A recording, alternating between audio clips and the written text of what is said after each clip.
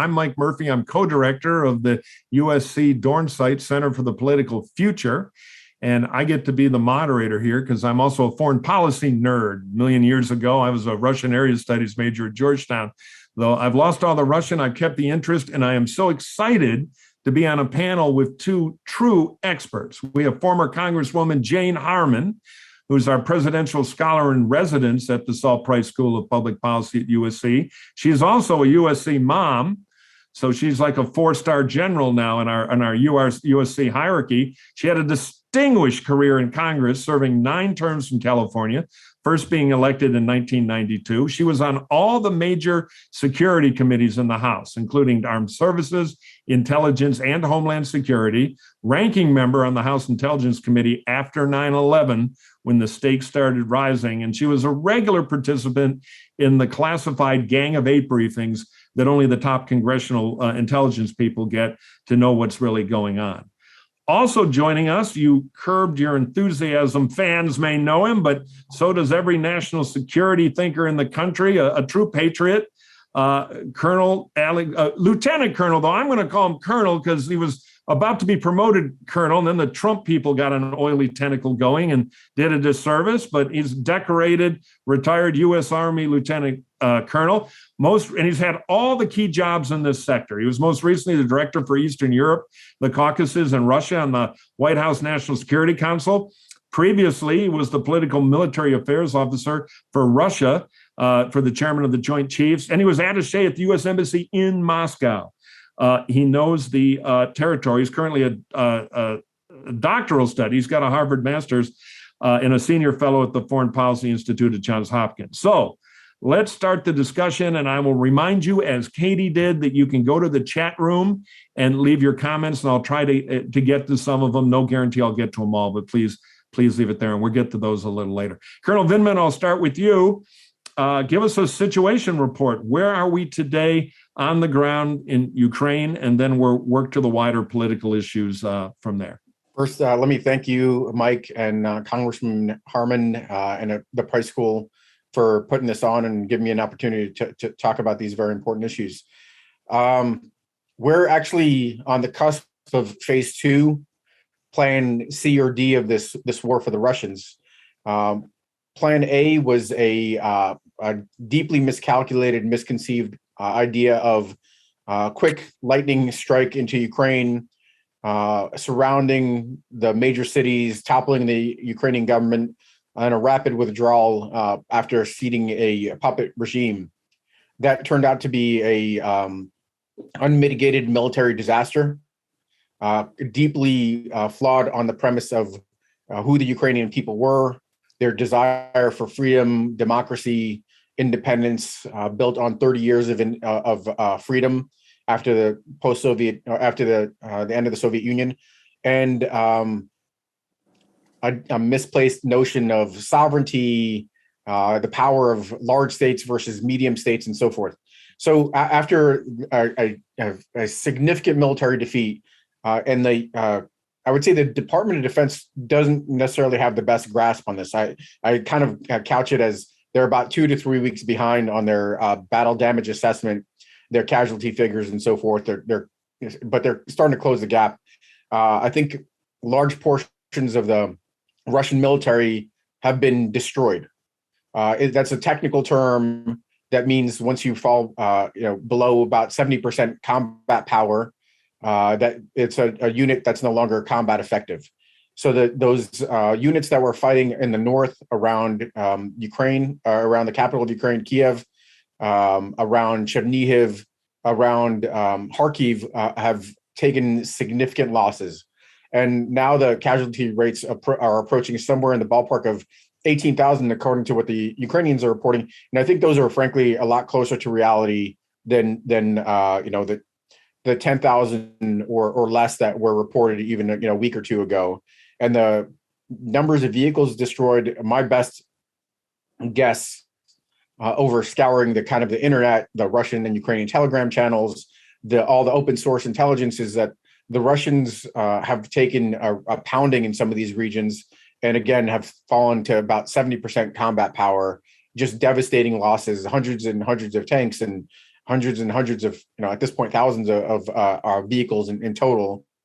And they're shifting to something that I guess I offered as I'm glad they didn't take my advice many weeks ago, but about after the first week or so, it was clear to me that having this multi-pronged attack to the north, a couple of prongs to the north, actually to the east and to the south, was just a poorly conceived idea. It was decentralized. They didn't have command and control. You need to have kind of a hierarchy, belly button for these operations. They didn't have that. And the wise thing for them to do would be to withdraw, secure their lines of communication, and conduct a deliberate attack with lines, these kind of supply lines intact and not vulnerable to these punishing raids by the Ukrainians that have been masterful in the execution of this task. So now this is what happened. The Russians withdrew. Their north of Kiev is now completely under Ukrainian control. Another region called Suma to the east is also entirely under Ukrainian control. There are some battles going on around Kharkiv. It's unlikely that the Russians are going to give up that territory because they need it as one of their prongs for a kind of what they think is going to be a way to isolate the troops in eastern Ukraine. And they're going to continue their operations in the south. So they're going to take what they have now, all this force, reconstitute units. That's going to take weeks, replenish them with personnel, make sure they have functional weaponry, and try to do a limited operation. My view is timed for May 9th, timed for a Victory Day a parade where the Russians can claim some victories. So that's really, about 5 weeks from now. And some of those victories include seizing Mariupol, some of the medium-sized cities in the Donetsk region. And then from there, that a misconception is that that's not how this ends. That's not how this is. We get to negotiations or negotiated solution. We actually just complete phase one for the Russians if they're successful there, which is not a given. But if they're successful there, then they press on to some of their other objectives. That includes Kharkiv, that includes Odessa, and all these types of things. It's a recipe for protracted war. And that's what concerns me is that, if there are some policymakers that think that we don't want to arm Ukraine too much because then if they win too decisively, it destabilizes Russia. We just need to let them win enough. That's a recipe for disaster because any success on the part of Russia in the next 4 to 5 weeks is going to be a recipe for protracted war.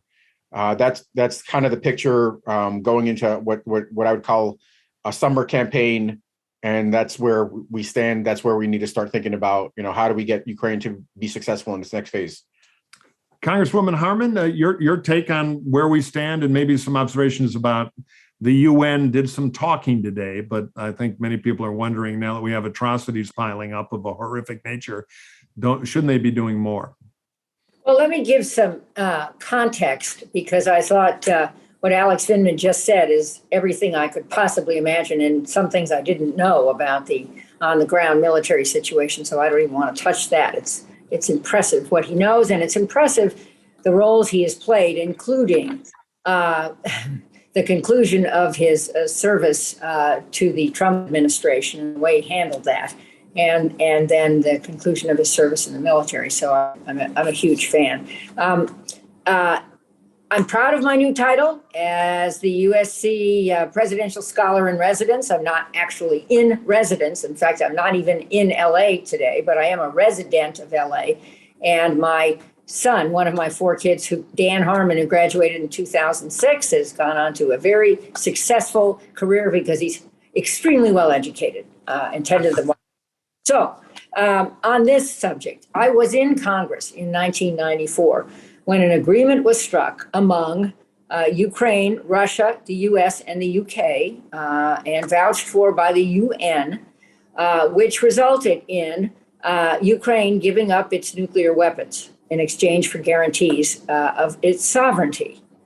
I mentioned Russia. Russia was one of the signatories to this. So segue to now, Russia violated this agreement. And oh, by the way, what message does this send to countries like North Korea and Iran who have nuclear capacity and wonder whether they should ever surrender, give up, modify their own nuclear arsenals, or in Iran's case, they're about to be nuclear capacity. in exchange for guarantees. Just let's park that. I was then in Ukraine in 2014 on the Maidan, which is the central square in Kyiv, looking at the memorials to the people who were able, young people, not a huge number, to push out the Russian puppet who then headed Ukraine. His name is Yanukovych. Remember that name because he might be back somehow if Russia is successful. Let's hope not. But at any rate, there were the memorials to the people who died on the Maidan. And what came after that was a free and fair election. I was an observer. I was on a delegation headed by the late, great Madeleine Albright. And we observed that Petro Poroshenko, the president of Ukraine, who was defeated in a free and fair election by Volodymyr Zelensky, was elected fairly. And he was, and he served 5 years. So nobody thought, I don't think anybody thought we would be here with this today. I didn't even think that 6 weeks ago when I was in the audience at the Munich Security Conference in Munich, something I've gone to regularly. There was a huge number of members of Congress. Zelensky was there in person. And again, bravely left his country. People worried that there might be a coup while he was gone for the few hours. But he said to the delegates, I had breakfast at home and I will be back for dinner. I mean, what an amazingly brave leader. And I guess he was back for dinner. But then came what we're witnessing now. So some people predicted it. I'm guessing that Alex Vindman predicted it. I really thought Putin wouldn't do this. So wrong. And finally, I was in Doha, Qatar, in the Middle East just a week ago. Zelensky was beamed in with lots of leaders from the Middle East and some Americans as well.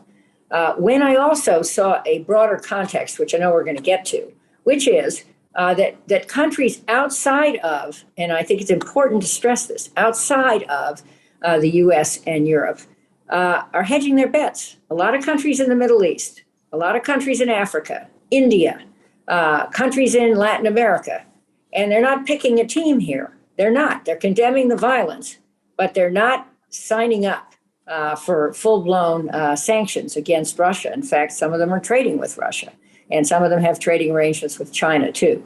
So it's just a point to worry about.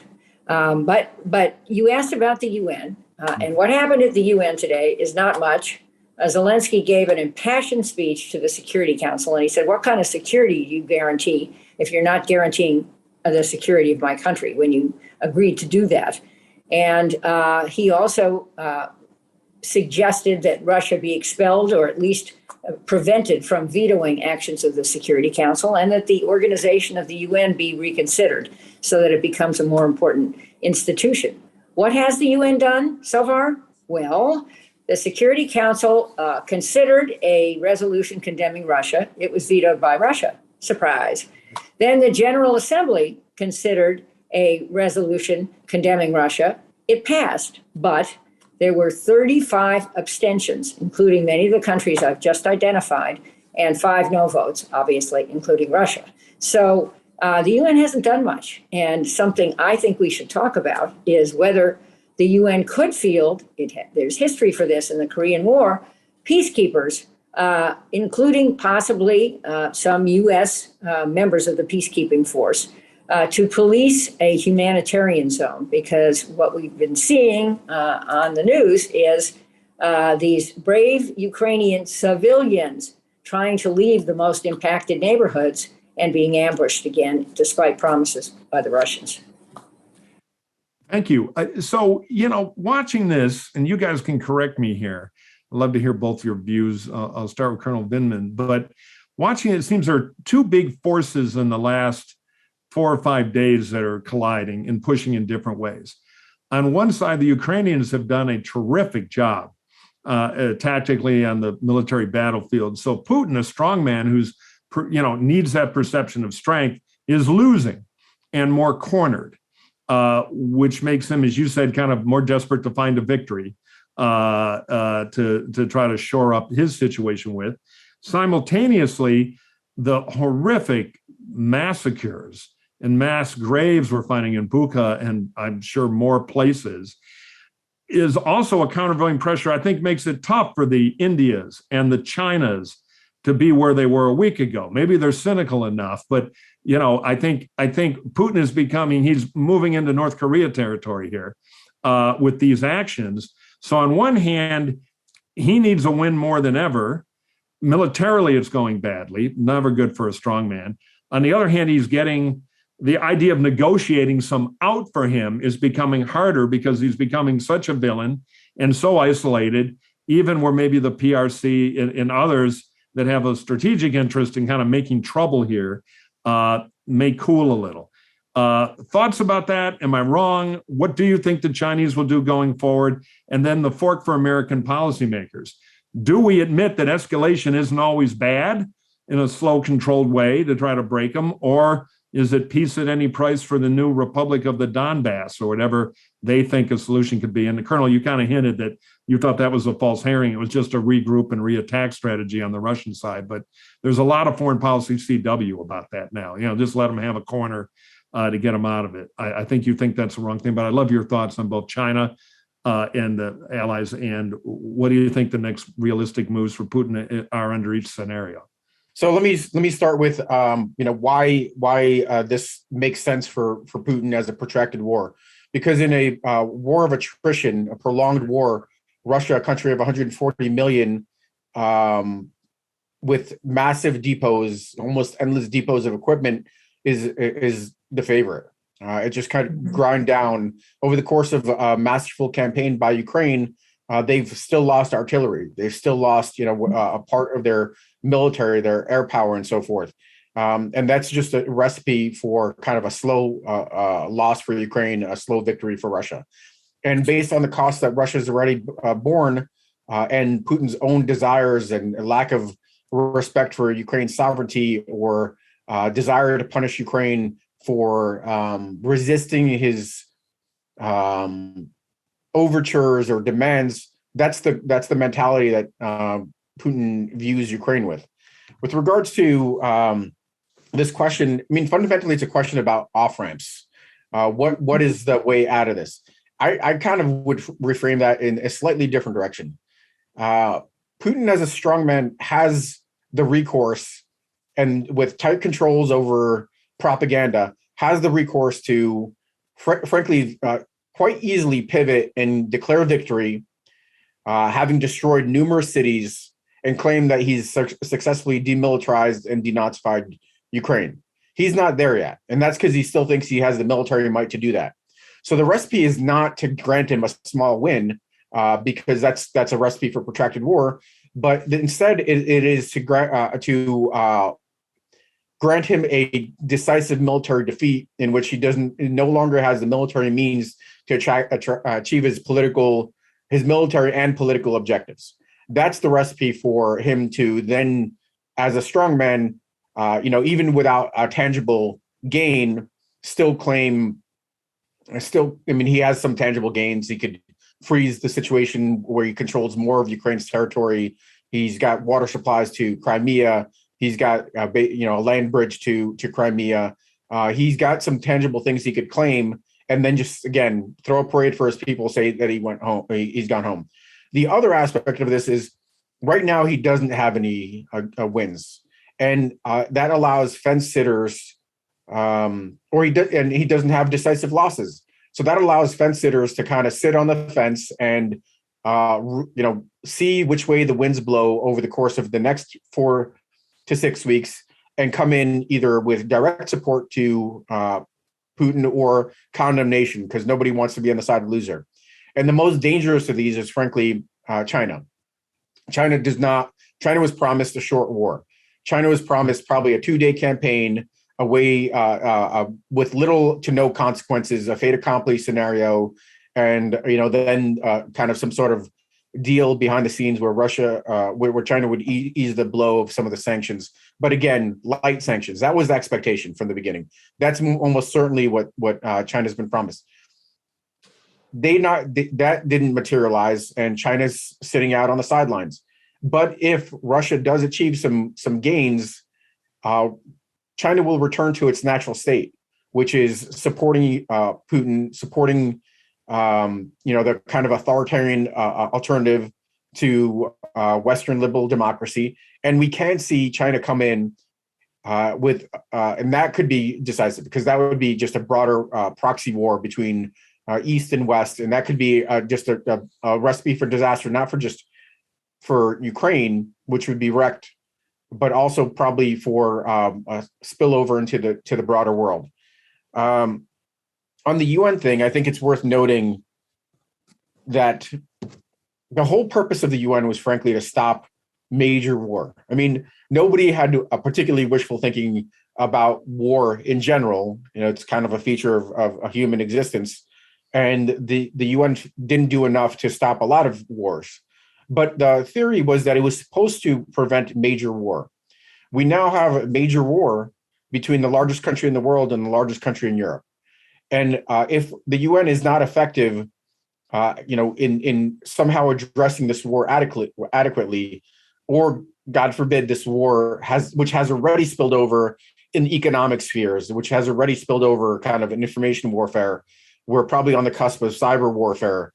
If it spills over into military warfare, Cold War to hot war, and the UN fails to do anything about that, then it frankly becomes the end of the UN. Also, it's no longer kind of justifies the expenditures, its existence. So I think there's a kind of a self-preservation theme here that the UN has to do more. They might not realize it yet, but that's the way I kind of see it. Congresswoman Harman, your take? Well, let me weigh in on that last comment about the UN. I mean, most people until this war, this invasion, really, thought that NATO was kind of outmoded and the EU was having internal fights. And guess what? They are reinvigorated by this war. So maybe a hope, at least it would be my hope, is that this could help reinvigorate the UN, which is moribund, which is all process and no outcomes in most cases. And the structure of the Security Council, as Zelensky pointed out this morning, is that the aggressor who happens to be in the Security Council can block it from doing anything. Right. And that's absurd. So I remember Madeleine Albright worked on some issues like this. And boy, we need her back. We need the UN right now, I would say, is at the lowest ebb of its existence. And I think we're in total agreement on that. On the rest of it, there are a few more things to put on the table. One piece of goodish news, maybe, and one piece of baddish news. The goodish news is that tomorrow, President Biden says he's going to have another round of sanctions.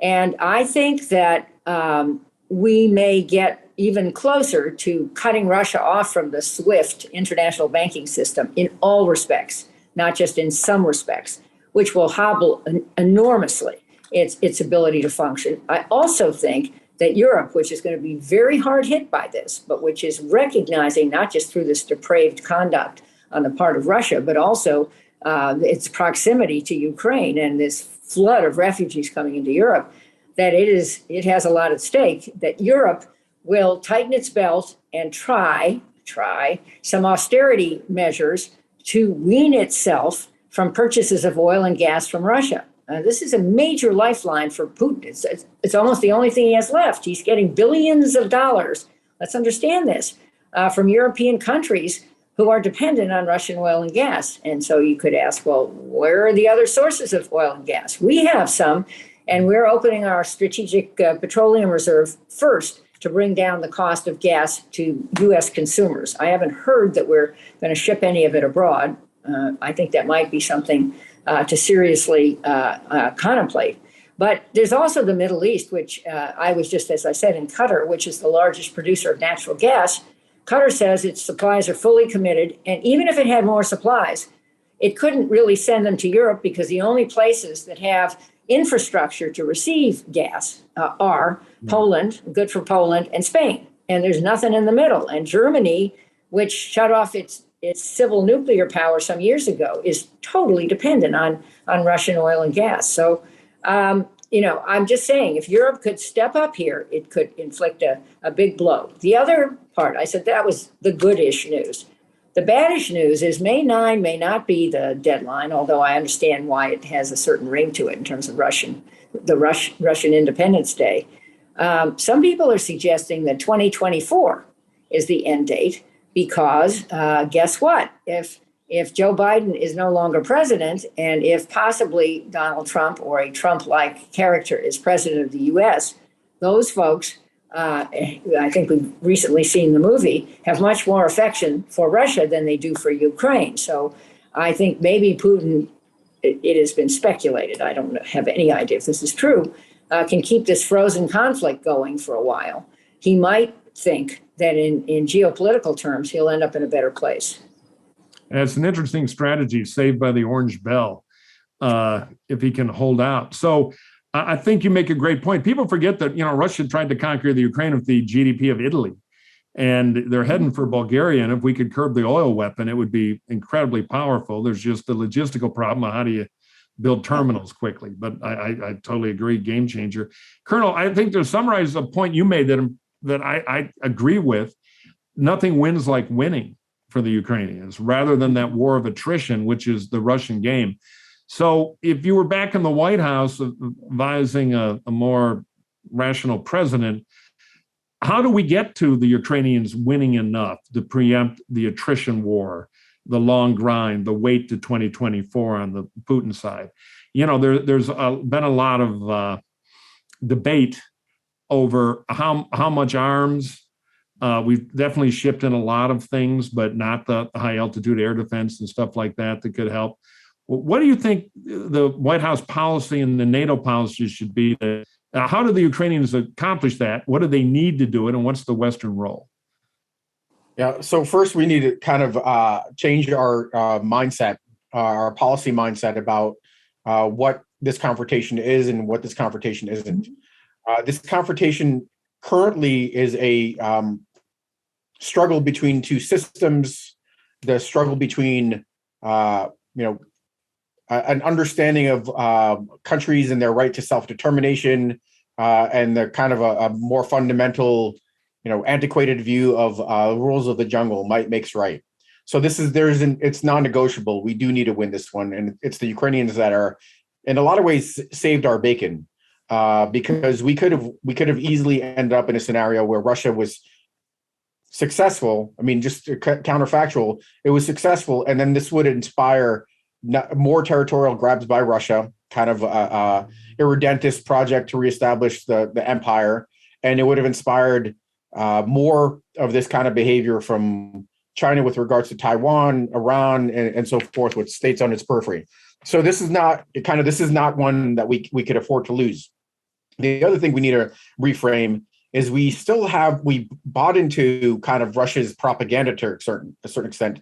We bought into Russia's exceptionalism, and that part of that was based on this notion that Russia has nuclear weapons, and therefore it can do anything and everything. It could subject us to nuclear blackmail, and we have no choice but to kind of, to just swallow that.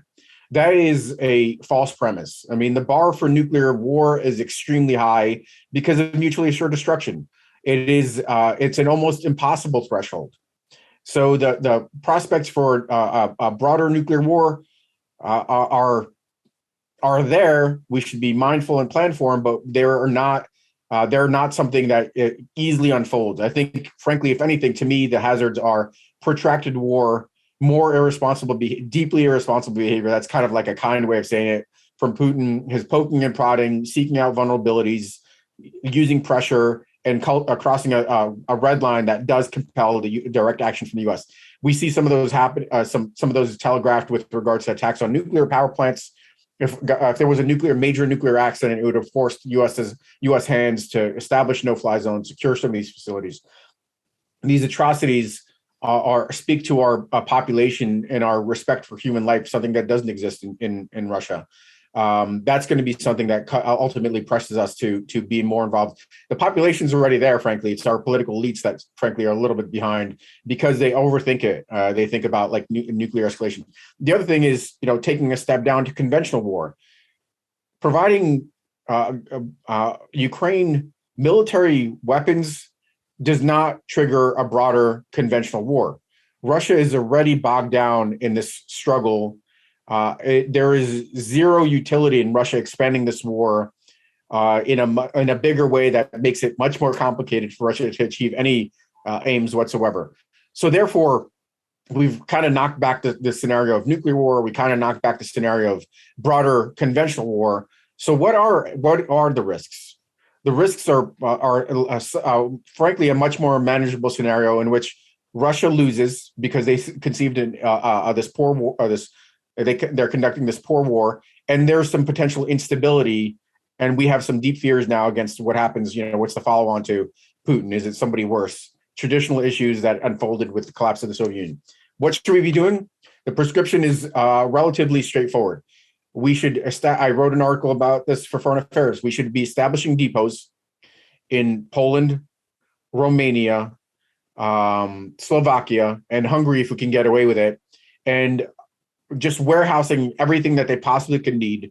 So it's in time logistics, it's in time military material, not these things that flow in after the Ukrainians kind of make a request, and then there's transit times. There's all sorts of deficiencies.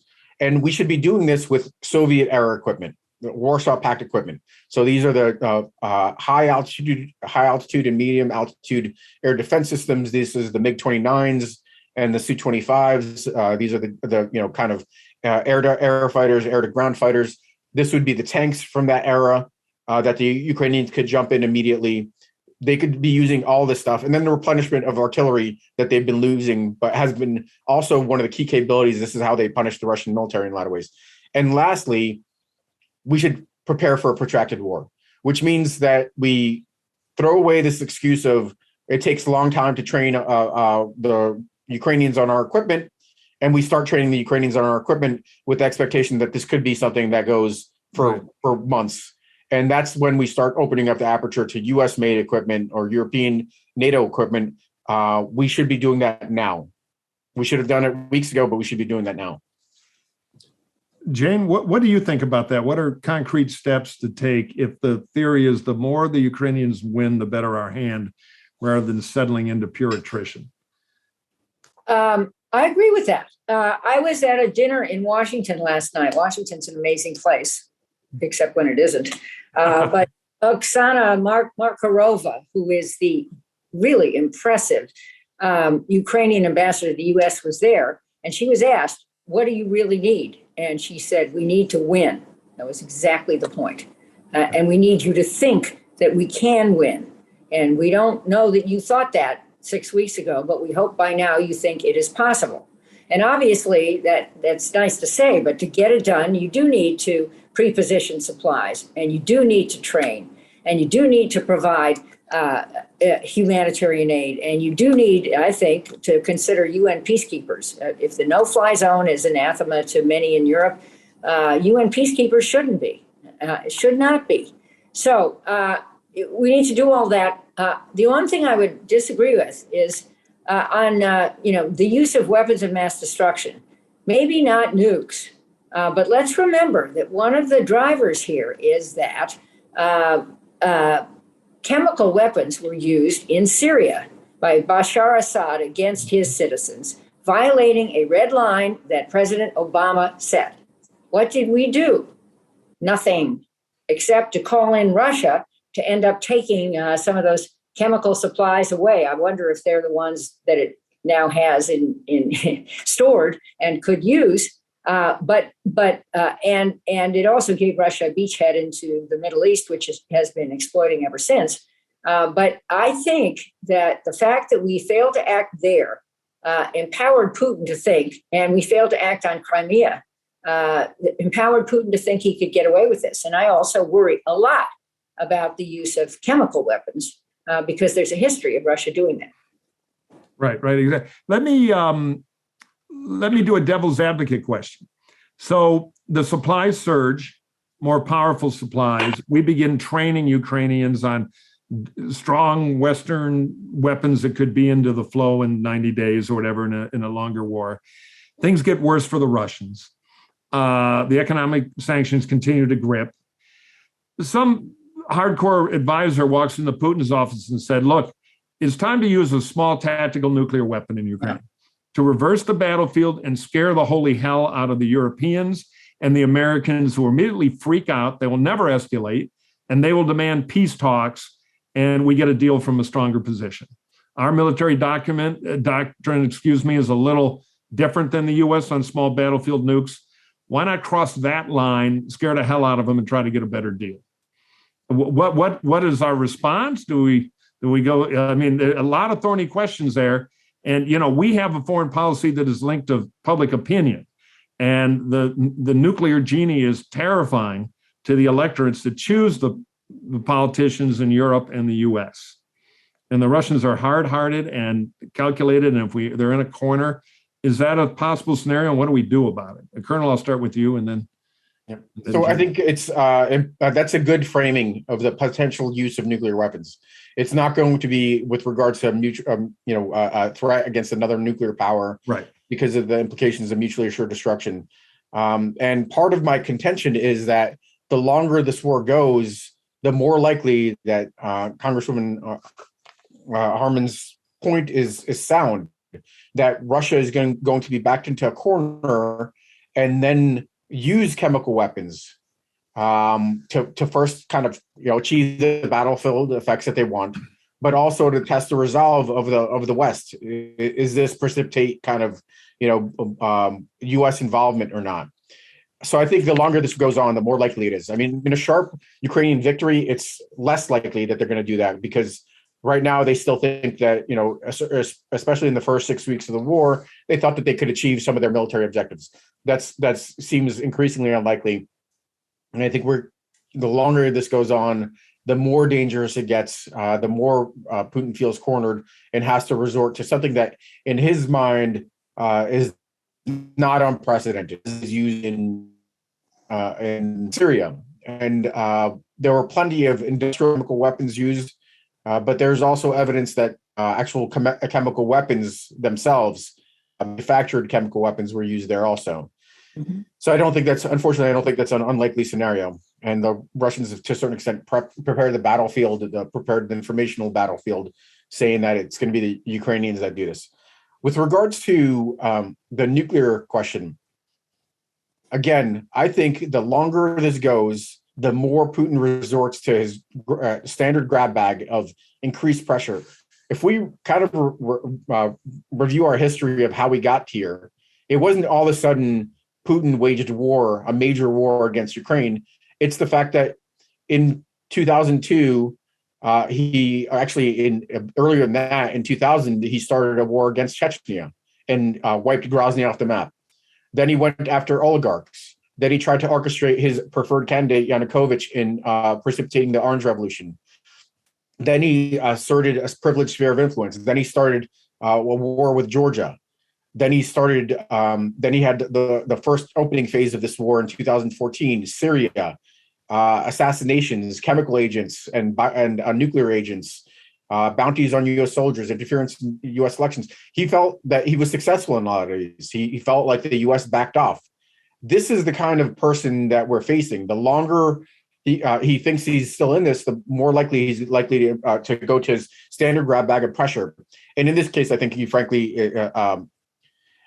there's a mismatch between reality and expectations. He expects he'll get away with it. I don't think President Biden would let him get away with it. I don't think Europeans would let him get away with it. And that's a recipe for disaster.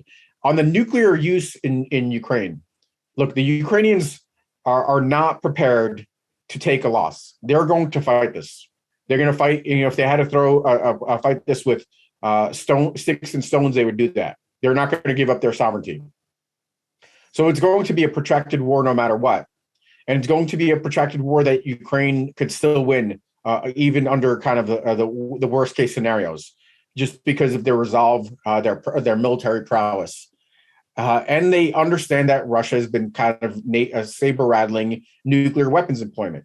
They want weapons. They want to win this. They want to preserve their country and territorial integrity. We could either be parochial and say, we know better, like we've done so many times, and say, we know better, we'll tell you what you need. Or we could actually give them the tools that they need to win. And they understand the risks. They understand the adversary better than we do. They've lived with Vladimir Putin on their border, waging war against them for 8 years. I think we should probably just not be as paternalistic and parochial in our views towards this really world leader now. It's emerged as a world leader with a very, very competent leadership. And we shouldn't succumb to fears. We shouldn't self-deter. Congresswoman? I would just add a few things. I mean, it's interesting. We're coming at this from different vantage points. One, an accomplished soldier and White House policy advisor, and the other, a 100-year-old former member of Congress, beaten down by the partisan toxic wars. But well, as also an expert on national security on all the committees on the classified briefing team of 8. Yes. Yes, don't forget that. But I kind of buy that, but I worry about a couple of things. I agree, we should not be paternalistic. And by the way, I've been in, again, some conversations of members of the Senate just recently, bipartisan, where they are prepared to back increased amounts of U.S. military aid, which has been requested by the president. And, a few people disagree, like Rand Paul, who's a libertarian, but most people agree that this is a good thing on a bipartisan basis. Just imagine that there's something that Congress agrees on. So there's that.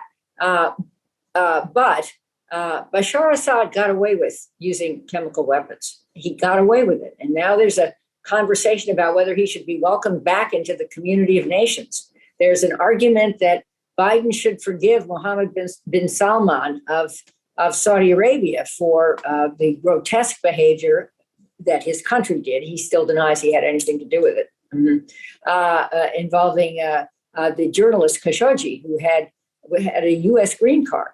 And so, if you survive long enough, at least a lesson that Putin may be learning or believing is that you get away with stuff. We agree, obviously, on the use of chemical weapons. On the use of some kind of tactical nukes, I think the risk is immediately that you can't control, at least I don't think you can, the pollution that comes from that to a specific area. And if it wafts over into Poland, let's imagine, or there's an electromagnetic pulse if the weapon discharges higher in the atmosphere, and NATO countries are affected, NATO, I think, has to respond. And then that is a muscular response we haven't been talking about. Forget about the fly zone. So I think the nuke thing, at least for the moment, well, remember, I was wrong about war in Ukraine, so I don't want to be wrong here, is off the table. But I do think that finding strategies to win, and I think Putin's on his back foot, isn't he? I mean, if his military is substantially degraded, if a huge number of his soldiers who weren't well trained anyway in Ukraine are dead or wounded, if he's now trying to hire mercenaries from Syria and, a ragtag group from, somewhere to try to carry this out, and all his atrocities are live on TV, this doesn't look good to me for him. Yeah, let me amplify that because, I can't resist looking at this as a politician. And I've worked in Eastern Europe and some former Soviet areas. Even dictators have constituencies. And there's, the kind of conventional wisdom is, Putin's got an iron grip. And I've seen kind of journalism where reporters go wander into somewhere and somebody tells them Putin great because they've been watching state TV. But they have VPNs, particularly in the cosmopolitan cities. And we learned during the Radio Liberty, Radio Free America days that they're smart and they know a lot. So I don't think, being contrarian, I buy this idea that the Russian people have no idea what's going on and they're rooting along. And I also think if you look at the power structure in Russia, if you're an oligarch or a big economic leader, this is awful. This is bad for business. If you're a general, it's never been worse to be a Russian general. There are going to be show trials afterward. You've got FSB people under house arrest. You can't get to the money you stole on equipment contracts you've got stashed in Switzerland anymore. And so you start kind of going down the list, even if you're a Russian geopolitical thinker. My God, the Germans are rearming, NATO's united, defeat after defeat after defeat, humiliation. Is his position that secure? The experts say it is, but I have to admit the experts are often wrong. We've been I thought the crack Russian army was going to be in there in 30 hours. So let me just ask some real experts. Am I crazy? Or is if the oil weapon, if the Europeans do start to curb oil income and we go from the GDP of Italy to the GDP of Belgium, does Putin survive internally? Is he got the firm grip? Colonel, we'll start with you. Yeah. So I think that I've described this as the beginning of the end for Vladimir Putin.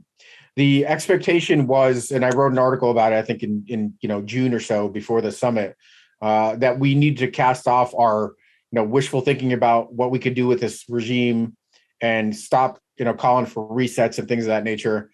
On the expectations that we would have to have a long-term engagement with the Russian people and think about what we could do after 2036, after 2 more terms of Putin, after his current term expires.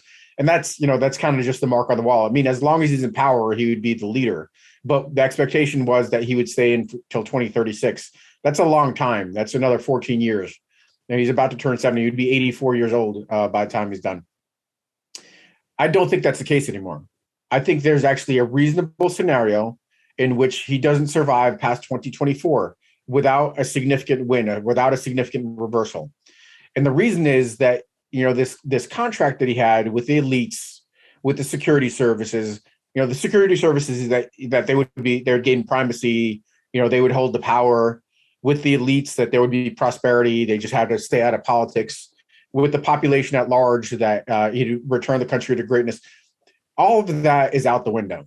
So the question is, and he's the most powerful man in Russia, but he still sits atop a pyramid of elites in different constituencies, and those different constituencies can look to move in a different direction. I think they're very likely to move into a different direction. And the reason is, right now, he actually enjoys a significant amount of support, propaganda, decade of propaganda or more, and this fact that Russia's beleaguered and attacked by the West, and this Russophobia and all these kind of things has mobilized the population, but they haven't actually started to bear the cost in a significant way. There have been some small scale political protests, but the vast socioeconomic protests have not unfolded yet because sanctions haven't started to bite. That's going to be in weeks more, maybe a couple months, but those are going to start to bite. There's going to be pressure on, providing basic provisions for family, let alone all the creature comforts for the middle class. The security services, it's not just the paychecks that they're promised. They're promised kind of all the other rents, all the other kind of bennies that are going to start to fall off. That plus the military losses are going to start to have a increasing pressure on him. And it's just hard to imagine that he's going to be able to, as good as he's been at managing all these elites and at orchestrating kind of like, pitting one set of elites against another, that he's going to be able to be successful. So that's a more amorphous, like, I don't necessarily see that he's going to get assassinated within weeks. He's got a good grasp on the tools of repression. I don't see any viable alternatives, but I just could see pretty clearly that this is the beginning of the end, and he's not likely to last, more than a couple more years. And somebody could ask me about that in 2 years and see if I'm wrong. Well, Jane, you've been in politics, foreign policy. I can tell you, I spent a little time with Gorbachev after he left office, and he struck me, it would have been a perfect old school mayor of Chicago. Politics is politics everywhere. Politicians. What do you think Putin's internal situation may be if failure compounds here? Well, something we haven't mentioned was Russia's misguided invasion of Afghanistan. Remember that in the late 80s?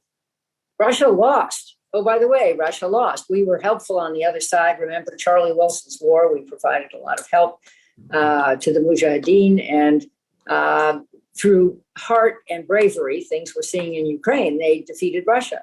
What happened after that? The Soviet Union fell apart. So there is a history of Russia losing things, and then I don't want to use the words regime change, but then change in leadership. It is not clear, and Alexander Vindman just said this, that what comes after Putin would be better in case Putin goes away. But the other piece of free advice I would offer is we should, as TR used to say, Teddy Roosevelt, talk softly and carry a big stick. Demonizing Putin personally and calling him all kinds of names, whoever may be doing that out there, is not helpful, because he can twist that using his own propaganda and say, see, they're after me. They're trying to force me out. And that's not helpful. The other comment I'd make is on the polling that we're hearing about in Russia. Apparently, the firm is pretty well respected. But as I understand it, they call people, however they call them, and some people refuse to answer. The people who answer are usually pro-Putin. I think they're terrified to say we're not. So these polling numbers may be very, very inaccurate.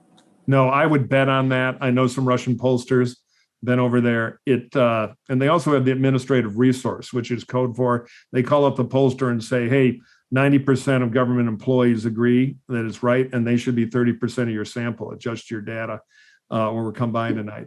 Okay, quickly, we're almost out of time. We're going to do a lightning round here, quick answers.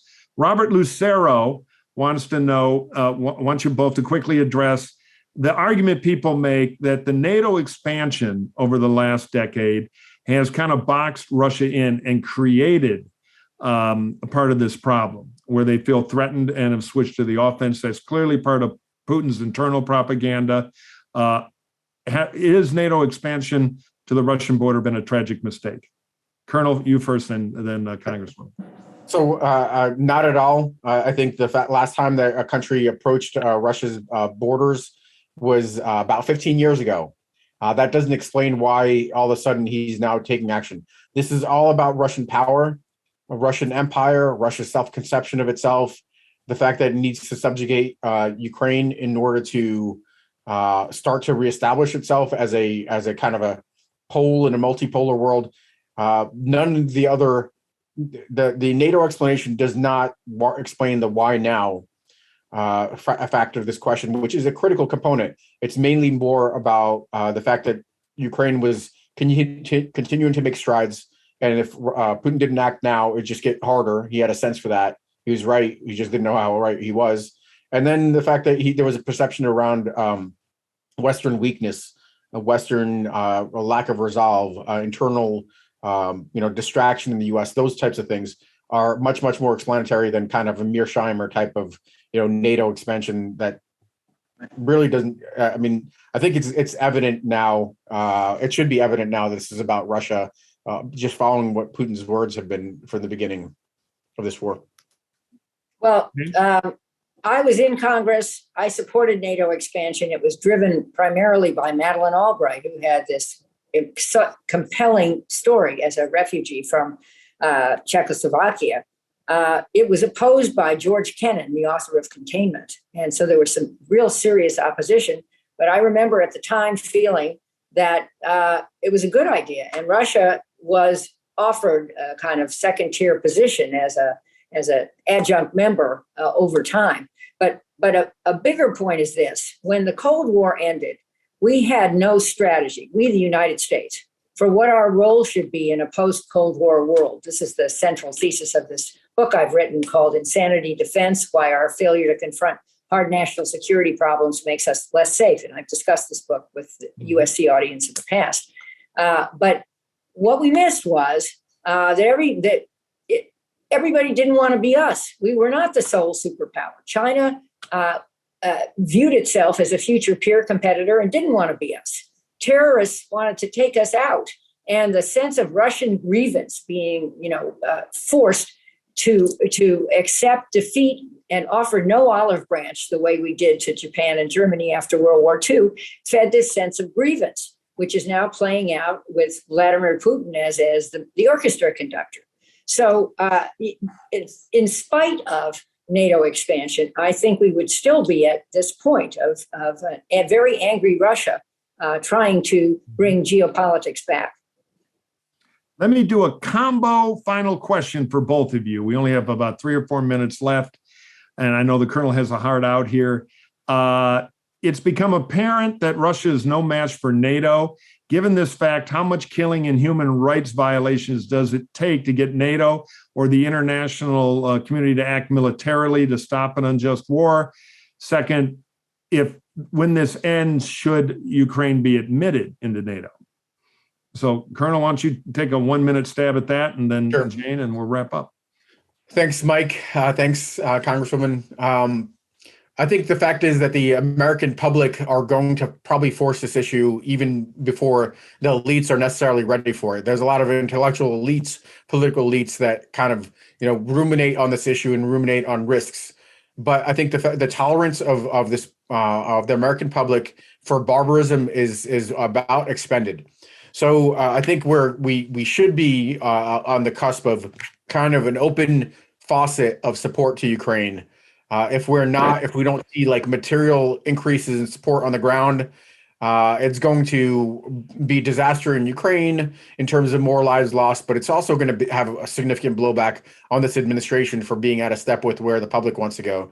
So I think, we're basically about there. I mean, the attacks on maternity hospitals, these, murders of civilian population have kind of run their course. No, unfortunately, no surprises there. So I think that's where we're headed. And I hope that the administration, doesn't have its head in the clouds and misses the indicators and tries to delay on this much longer, because that's where we are. I think that the issue of NATO is up to NATO, and it's up to Ukraine. And Ukraine has to want admission, which it does want, and NATO has to decide to admit it, which it has not decided to do. And just think about Ukraine at the moment being occupied by a foreign country in the Donbass, whether that remains or doesn't, and Crimea being hacked off by Russia illegally in violation of international law. So it's tricky for Ukraine to get into NATO, in addition to which Finland, Sweden, and Norway are not members of NATO, and yet they're very much sympathetic to what the West is doing. So I don't think there's an obvious answer to whether it should be in NATO. And I think the idea of strategic ambiguity, to use an overused U.S. diplomacy, is a good thing, at least with respect to that. I agree that we have to win. I mean, Ukraine has to win, and we have to help it win. Well, thank you very much on behalf of the USC Dornsife Center for the Political Future. We like long names here. And the USC Price School of Public Policy. Colonel Vindman will be coming back to do the commencement address at the Price School, which Jane Harman did in 2011. So we only get the best. Thank you so much for joining us. Thank both of you for participating. I learned a lot, and buy their books. All righty. Thanks a lot, and we'll see you in the next Bully Pulpit.